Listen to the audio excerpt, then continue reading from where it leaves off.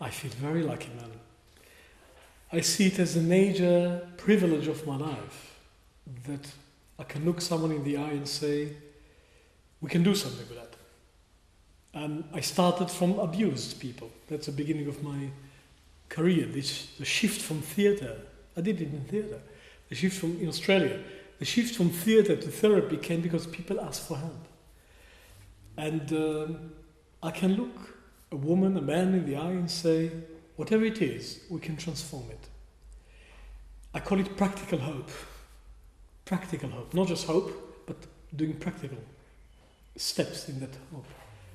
And so I completely agree with you. I feel very fortunate, man, that I can be relevant for people. Of course, they need to want it, and it's a cooperation. I don't do it to them, I do it with them. And you could see when there's a problem with cooperation, we stop and have to create a cooperation. So we don't do it when there's no condition for it. So I don't control it completely. I need to cooperate. I need colleagues, even my clients are my colleagues. But yes, it's a very privileged position to be. And I wish it for everyone, that they can have the confidence that they can make a difference. I know I can make a difference. And it's wonderful. I love doing it. Yes, it started a long time ago. Moreno, I think student of Freud, in Austria, he started psychodrama, for instance. It exists for a long time. And then these different forms of drama therapy. I know I'm not the first one who is using drama, but I don't know how to compare because I'm not specializing in the comparison. But of course, I touched all these things in my journey. We don't do psychodrama; we do drama. We just do drama without an audience, and I'm interested in doing it with audience too. I just had to separate from audience for a long time, because I didn't need them. So I do theatre without audience, with spontaneous scripts, not written plays, that come from inside. And I feel I'm working with amazing theatrical material, but there's no audience. So I had to sacrifice the repertoire theatre, to sacrifice the particular ritual of buying tickets and going to see people, because audience was too passive for me. That was one problem. I was in theatre in Australia, but I give it my life, and people come and clap and go. Not enough for me, not intimate enough. I didn't want to spend my life doing something with my soul and spirit and body, and all I get back is, and they go, or some critique. So I welcomed it when people came to ask me to do something for them. So my script, and I couldn't find plays that I wanted to perform. So I worked with people's inner script without an audience. But one day, when I'm still alive, I would like to see going back to theatre. When this material is being reworked as a play, I think we can do new kind of theatre that is rooted in the life of people on many levels. It will not be realistic, naturalistic theatre. It will be theatre of the inner reality. I think we can perform it. Now I'm ready to perform it. If I find ensemble now, I will perform it, even in Hamburg. I don't fully know, because I don't spend my life comparing. I normally leave it for other people to compare, because I'm busy with what I do.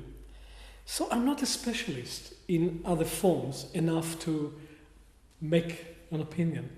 I think the comparison is relevant. And I'm proud of what I do, and I had in my journey studied different forms of therapy, of course, but I don't focus on the comparison. So outside of the comparison, I can speak about what's unique to it, but Maybe other people are also unique like that. So, you understand? I can characterize, but it's not for me to compare. How do you compare Beethoven with Mozart, and how do you compare Da Vinci with Raffaello? It's too unique for comparison. How do you compare you with someone else? So, for me, the question is, why do I feel it's necessary when there's already 500 forms of psychotherapy to do another one? First, the name of this modality is psychophonetica. Its scientific background is psychosophy. And psychosophy is completely unknown. It was completely forgotten. Even Rudolf Steiner's followers don't know about psychosophy. There is no one in the whole of Deutschland that is teaching psychosophy. Otherwise, I would not have to be here. So, what's unique to this? I'll start from psychophonetics. What is unique to psychophonetics is the political situation between therapist and client changed completely. It is so different from traditional therapy that I cannot even fully say it is psychotherapy. Because the connotation of therapy is, this is normal, somebody falls from normal, there's some pathology or abnormality, so we help them to be back normal. That's therapy. In the body, that's therapy. We know what's a healthy body, and when you cannot walk properly or breathe properly or eat properly, we have a problem.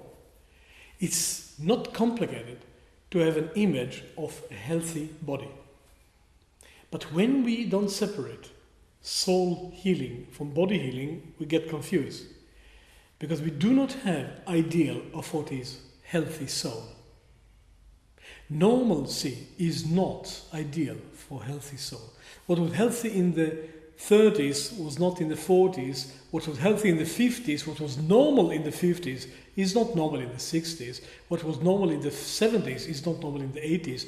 And we do retro in dressing and in music, and we like old movies from the 30s, fine, but we know it's retro, and they don't get the Oscar.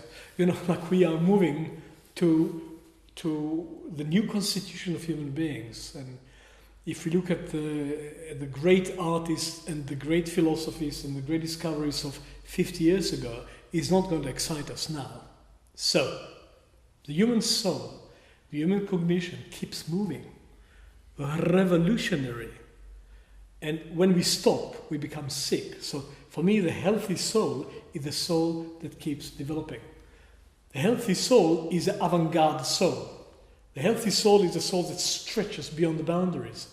The healthy soul is a soul that imagines more and more future possibility of humanity. That challenge what is normal. That challenge the status quo. That's healthy for me. Okay, you can do it violently. I don't support that. I don't need that. When we have evolution, we don't need revolution. Revolution is a failure of evolution. Evolution is new avant-garde, theater, philosophy, economy, social order. When we have discussion about that, well then, society is healthy. And I think the individual is healthy when it keeps developing. Like a tree. When a tree stops growing, the tree becomes bonsai. That's not healthy.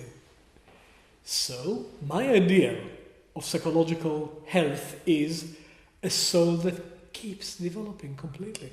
And I'm sure that we are born in order to take status quo and unfold it. It's a duty. So, what is unique? Unique is that we see the human psyche, soul psyche, same thing. Seele, soul, dusha, nefesh, the soul, as not completed, as something in constant process of evolution. The body is completed. The best we can do with the body is to keep it healthy. I don't want a 6 finger and 3 ears and an extra head. It's not my idea. I love the human body as it is. 2 types and different variations in between. It's enough for me. 1 gene difference. We can play with that. I don't have an ideal of women with 3 legs or men with 4 hands. So the body is divine. The body is perfect. We can keep it. We can nurture it. We can enjoy it. The soul, it's a baby. It's completely in process. Whoever created the human body did not complete the job with the human soul. It keeps evolving, in my view. And so, what's unique about our psychology is helping people to find their next step of development, not fixing some problem. And the problem's starting point, good, motivation, frustration, will, Gewaltkraft. We want to use it, not to bump into a brick wall, not to fight others, not to fight self. This is power. I want to help people use this power to unfold potential. So I see people as pregnant, always pregnant with the next level of the development. I see myself as pregnant. And I am the father and the mother for the next step of me, which is the next step of humanity. There's no human evolution. It's just people, me and you, today, what we can do in our personal life, professional life. So, what is unique to our philosophy, psychological philosophy, that's psychosophy, is that inside of the human psyche, there is an element that has its own origin, that the deep identity of das Ich is not a product of biology and biography. The human being is not a product. The human being is a creator. And because of that distinction, I am able to play, we are able to play in the dance between the core, spiritual core of a human being and the periphery of experience and memory and incomplete developmental phase and defense mechanisms and past karma and past biography and complexities. And we say, yeah, we have complexities, but we are not the complexity. Yeah, we have pain, we're not the pain. We can look at it. There is an eye that can look at everything. And for us, every human experience is a part of the whole gestalt, if you wish, of the human being. And that we have in common with gestalt. So we developed a process that enabled people to observe themselves. That's what's unique about psychophonetics. We develop a process that you saw, it enabled people to take what normally control us, what's below, what's behind, the operation system, and we can put it on screen. And if I use computer terms, you cannot change things in the box. You have to put it on screen. Even with the geeks, even with the nerds, even with the hackers, they have to have it on screen. Nobody puts fingers inside of the database without a screen. And this is just a little metaphor. We help people to put the operation system and the memory, the data, and all the patterns, the programs, put it on the screen. And they don't need experts to do it. Well, I show them what they can do, and they can go home and continue. So that's my role. We show people what they can do when they observe their own content. Normally, we are subjective about ourselves without no perspective, and objective about others because we look at them from outside. We are here to change that. We help people to look at themselves objectively and start to look at others subjectively, like from inside, because people are not object. And when we look at them and work with them and touch them as if they're objects, it's an abuse. Innocent it could be, but people are not object. Nobody feels like an object. So we have to stop looking at people objectively, because they're not objects. It's like looking at cats as if they're dogs, and at dolphins as if they're sardines. They're not the same. People are subjects. And to really understand you, I have to somehow come close to look at the world from your point of view, not just look at you as an object of observation. That's what we can do. And there's a common denominator. In order to look at myself objectively, I need some extra perception. Because my normal perception just looks at the world. So I have to develop some extra perception capacity to look at myself. I have to stand outside of myself to look at myself. We can do that with the means that are described. But when I do it, I grow. It's as if I develop another antenna. Yeah? We talk about 3 new antennas. Antenna of seeing the invisible and hearing what you don't normally hear and knowing somebody from inside. When I have these antennas for me, I can turn them to you.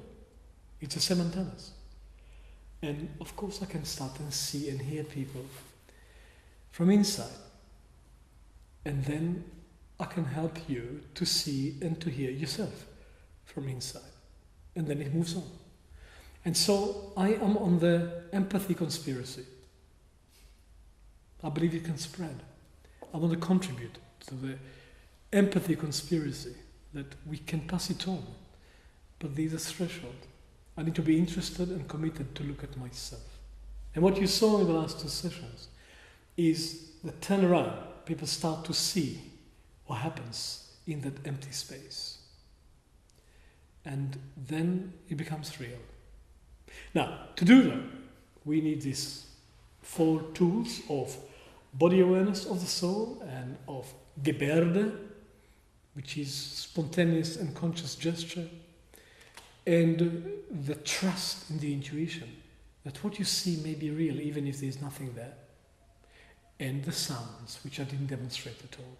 So the full name of psychophonetics is Psychoempfindung, Gebärde, Intonation, Phonetics, Lautstimmung und Lautempfindung. These are the original names, but it's a too long name, so I'll say psychophonetics. But behind it is incredible insight that Steiner introduced, but it's not Steiner, he pointed to incredible insight, ancient, about the human constitution, body, soul and spirit, in a scientific, methodical, logical way. People believe in it, I don't believe in it, I work with it. Steiner is not my guru, he is my colleague. And that's what I do. So you're not religious? I'm not religious. Oh, interesting. Because with the angels... Yes, but angels, I spoke to her about angels because I knew that it is relevant to her. I will speak to a devout Muslim about Muhammad. I would speak to a devout Christian about Jesus. I would speak to a devout Jew about Moses and Abraham. I would speak to a devout Buddhist about the great Buddha. I have to speak to everybody his tongue. For me, the angels are reality. You see, I don't think reality is limited to what we can touch with our hand. I do believe everybody has a personal angel. I really do. But I'm not pushing this belief system. It's my experience. But when it's possible, I'm using it. And when it's possible, I'm using stories from the Bible. When it's possible, I'm using stories from Aborigines. When it's possible, I'm using elements from the Nibelungen in England and from the Kalevala in Finland and from the, how do you call them, the Valhalla, and from Teutonic mythology, if I know. Because I think it's all human heritage. It's the deep pictures. So I'm using mythology. For instance, I was brought up in Israel, and for us the Bible is history, economy, politics, everything. We have no point being there if not for the Bible, right? So for us the Bible is not a religious item. My parents were not religious. Half of my grandparents were not religious. We are non-religious Israelis. We are national Israelis. That's how I was brought up. My mother used to say, the Bible is a wonderful book. Just take the word God out of it, it'll be perfect. So, spiritual, not religious. I respect religious. I don't need that. I don't need anybody to represent God for me. I think there was a change of location. I think what was once God is now my own conscience, my own logic, my own creativity. So I believe what was once the gods and the goddesses for people, I think we swallowed them and now they're inside. So I regard everyone as a priestess, as a priest, representing themselves. I'm spiritual, I'm not religious. Do you always work in groups? No. What you saw me doing with the client here, that's my normal work. But I don't need an audience. Audience helps. Because if she does what she does with me, I represent humanity. Okay, so it's in the light now. Light, I mean human light. The light of heart, the light of human kindness, the light of support and of friendliness. I represent humanity. If there's a group, it helps because for the group, it's easier to represent humanity. Man, women, group, a bit of a family projection. So I like to do it in front of groups, but if the group would not be here, I would do exactly the same thing with these people.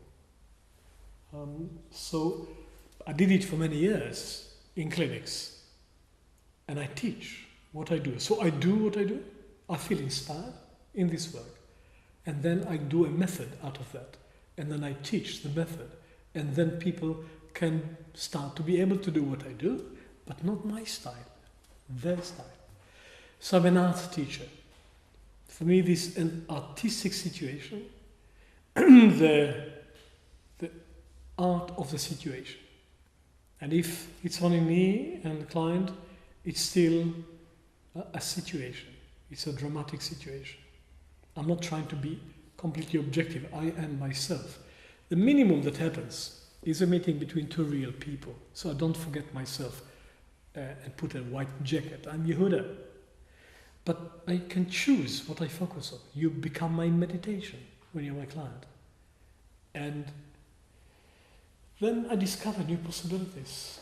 And then I teach what I do. As long as people need it. Maybe one day they'll tell, thank you very much. Do something else. Then I will feel free to write the new drama. I feel I'm too young for that. The drama is happening, but to write it, maybe I'm avoiding it. Somebody is to write it. If you know in Hamburg about some good playwright, I would give them the training for free just to sit here and write plays about this.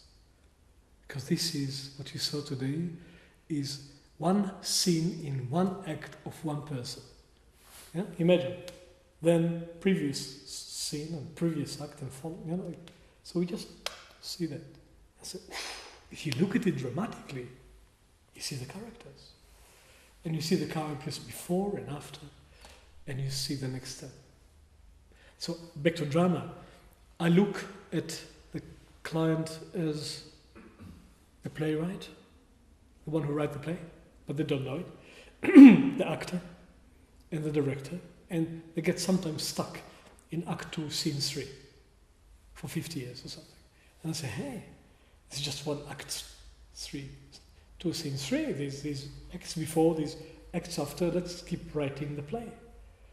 And let's recycle some characters. Did you see me recycling a character? And let's create a new one. So the woman that could stand there and own her love with dignity, that's a new character. She knew she was loving, but there was so much negativity, she could not fully appreciate it. And the woman that respect and say, I love, she's a new character. She turns around and the one that say, who are you, becomes something she can put in a piece of tissue and in her bag. So at the end of this scene, there's one character more and one character less. And there could be more such characters to develop and more such characters to recycle and more characters to include, which are in the periphery looking in, say, come in, we need you all. So in the end that is the state now. Go and keep developing it. And I will not see the same person for the same thing many times. Not even 2 times. There must be a new reason to see me, then I respect it. I send them home to keep doing it for themselves. But back to your question, basically the same process, just with more support. And sometimes I use it for teaching. So I stop for a moment and say, look at this, look at this.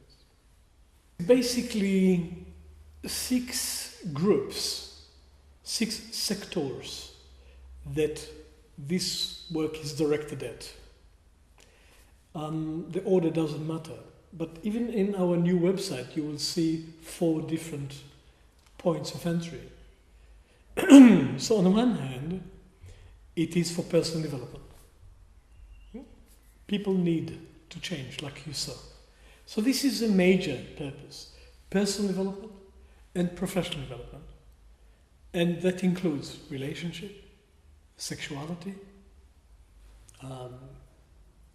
past abuse, recovery, trauma, a whole range of health issues, psychosomatics, parenthood, crisis management, a whole range of personal and personal social and psychospiritual and personal professional development. Individuals who feel they can do something better. So that's the main purpose. And we give them tools for the next step. And for some it is personal development. For others it's spiritual development. For others it's artistic development. For others it's relationship development. For others it's sexual development. Whatever it means to them. For others it is parenthood development. So that's the first sector. It's potentially everybody, but only those who actively want to change come. So it's not everybody. Some say it's only 2% of the population. I hope it is 5%. The second sector is people who want to be therapists. And immediately there's 3 aspects: medical therapist, physical therapist, psychological therapists, social therapists.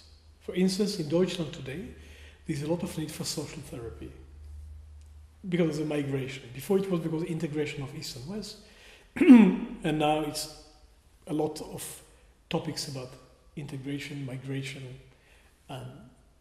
In my country, Israel, there is also topics of integration, different population, but a lot of wounded soldiers, not just physically wounded, but shock, battle shock. I haven't been in my own country for 36 years. I'm not based there, I'm based in Slovakia. But now I come every second month and I realize that there's a lot of stress, a lot of chronic stuckness of empathy, people don't understand each other, and a lot of wounds and trauma. So that's on the border. It is social therapy as well. So that's for therapists. I can help. I work with psychiatrists to develop more empathy because nobody teaches them empathy. Because my profession is methodical empathy. That's what we can do. That's the cultural contribution. It's needed everywhere. I work with doctors who want to take care of themselves and have more insight, and work with participatory therapy, helping doctors to involve clients in the process, and a whole range of psychosomatic issues. I can speak more about it, and body work and massage and so on. But also then with the psychological professions, with helping psychologists be more effective, psychiatrists be more effective, psychiatric nurses, people who work in community work, therapists, coaches, you name it, postgraduates, all of them. So that's altogether one sector, therapy. Yeah, people who want to do therapy, postgraduate, and I teach people from beginning, 3 years training to be therapists. The third sector is organization and business. People who are leaders, people who are managers. We have a program, we call it Humanizing the Workplace. We put 7 competencies together that can become a program to use work as an opportunity for personal development. Because if people work without it, they give their life to something that doesn't help them. So we want to use work as an opportunity for development. Because if you don't develop through work, when do you develop? There's no time after work. We say the work is only human when people can develop as human beings, because we all need to develop. We can't develop. That's the premise. Yeah? So I help managers and leaders to help the workers to use work as opportunity for personal development for themselves and for the workers. So that's for business people, leadership training. That's a third sector. So we have personal development, the therapists, the managers, and then we work with educators. I forgot to mention the nurses in the health. We help the nurses to prevent them from burnout. We help the people who are exposed to clients to take care of themselves. We teach a process combining self-empathy and empathy for others. One process, not separate process. That's for the human services. And then we work with educators. And education starts from parents. So education, teachers' seminars don't teach a lot of things. They don't teach self-care. They don't teach teamwork with colleagues. They don't teach working with parents. They only teach you about the children. And even with the children, we can develop more empathy with the children. So we work with empathy in the work of the educator, empathy in the work of a parent. And we teach teachers what the seminars don't yet teach them. Human skills, human communication, teamwork. So these are the major sectors in which we work. And postgraduates for the qualified people, community development for everyone in these fields. And we teach in the workplace, upgrading the workplace. The workplace as it is, we enter and upgrade it. Communication, self-care, health of the up. You saw here my attempt to create some health in a stuck situation, but eventually I had to do surgery.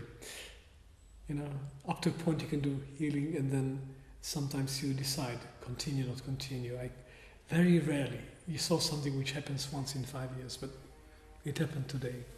And of course, I can continue to work with that person, but it had to be a choice. So, there was a situation when the group could not continue, and we stopped, do what we could, and then we continue. So we can create a healthy situation. So this is just an example of applications for the public with psychophonetics. And I think the theory behind it, Psychosophie, which is completely forgotten in Deutschland, but it came from Deutschland. I have a role, I have a duty to present it here, around the table. Here's another approach to psychology that came from Central Europe before Europe went mad. And Europe went mad in 1914. And then it went mad again. And then it went mad again. And then it's still a bit mad. And so many things were forgotten here. Not because they died naturally. There was a time when there was a culture called Central Europe. And I am attracted, and it's my culture, Central Europe. And that's why I position myself in Bratislava, Pressburg. This is my center. But Germany is a part of it. Not the west, not the east, but the center. And so I think the center of Europe was assassinated. Didn't die naturally. And I am committed to the soul and the spirit of what humanity lost here. I think it's still here. And I meet the Germans and Austrians and the Slovaks and the Czechs and Hungarians and the Poles, and I know that there's a gift that they were not allowed to give yet. And it is between the East and West. It's a center. It's a heart culture. And I'm here to be a part of that. That's what I'm doing here. But I can only do it with colleagues. So I do it as much as I have colleagues. I completely depend on colleagues because it's not my country. It becomes my country. But I come from another place. I am very committed to Deutschland. And it's not on the intellectual level. It's something was lost here and nobody found it. So I feel a strong connection to the spirit and the soul of Germany before the Third Reich and also after, but I don't know very much. And I think that Germany, Deutschland needs a lot of healing. Everybody speaks about what the German did to them. Victim consciousness in my country. I'm not a part of that. Whatever happened, we did it to ourselves. It's one family. And I feel when more healing will happen here, there will be more gift for humanity. I think it's happening very slowly. So if I have an opportunity to join the healing that is needed here, I'd be very happy about it.